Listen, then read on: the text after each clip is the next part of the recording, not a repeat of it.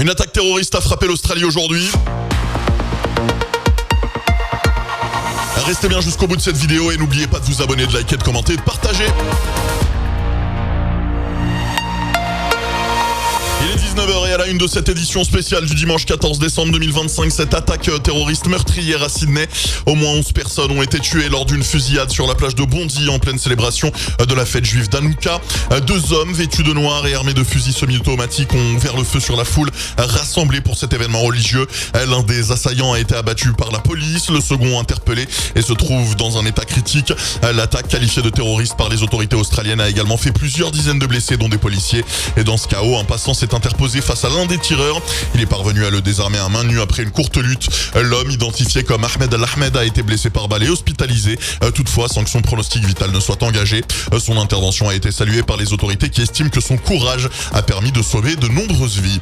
Dans la foulée, les réactions politiques se sont multipliées. Le premier ministre israélien Benjamin Netanyahou a fait grand bruit, accusant le gouvernement australien d'avoir, selon ses mots, jeté de l'huile sur le feu de l'antisémitisme après la décision de Canberra de reconnaître un État palestinien.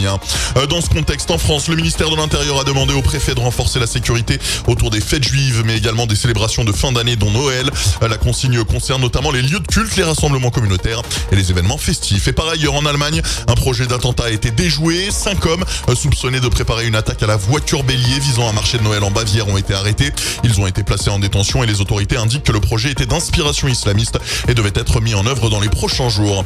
Direction les États-Unis où une fusillade a eu lieu cette nuit sur le campus de l'université Brown dans le Rhode Island, faisant 2 morts et 9 blessés, tous étudiants.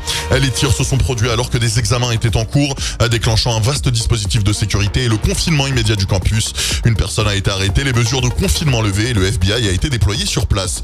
Et puis enfin, un mot du Moyen-Orient, les tensions se poursuivent au sud Liban. L'armée israélienne a déclaré avoir frappé 3 membres du Hezbollah dans plusieurs zones du sud du pays. Selon l'armée, ces personnes participeraient à des tentatives de réinstallation d'infrastructures du mouvement en violation de l'accord du cessez-le-feu conclu en novembre 2024. Les autorités libanaises ont fait état d'au moins un mort dans une frappe israélienne. Merci aux contributeurs pour leur donation. Rendez-vous sur le www.clair.news si vous aussi vous voulez soutenir mon travail. Et puis n'oubliez pas de vous abonner, de liker, de commenter et de partager afin de faire grandir ce média.